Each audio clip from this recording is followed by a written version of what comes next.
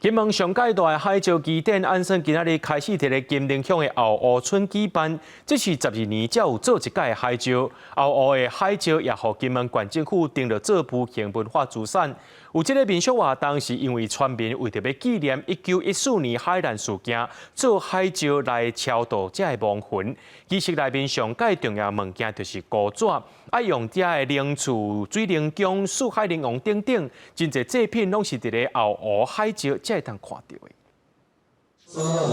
金门后湖的村民家家户户款普遍来到海边啊公园，这是12年一回，每逢土仔年才有举办的海石。伫咧海边啊含照应庙两边，同一个时阵进行佛教、道教两种的仪式。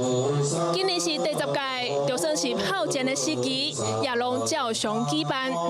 每一个村门、每一个家户吼，拢爱挂门来就拜。除了12年一次以外，当然他很慎重，也是他悲伤的一刻。那我刚刚讲说，做这个当然是安心、安民心最重要。那另外一个就是，因为这个整个流程是蛮有艺术性的哈。影些名游魂来到灵厝祭拜，海石纪念1914年海难。金门有路的古纸工艺是海石重要角色。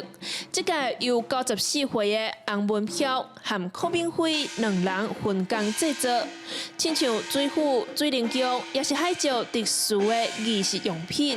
照顶发挥吼，因为因用这个古纸，甲迄款的咱看袂到的物件。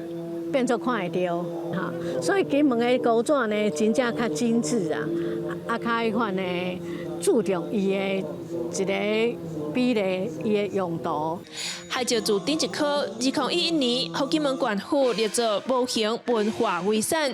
今年以传承、用线又复康来做主题，望甲地方的记忆古纸手路继续传落去。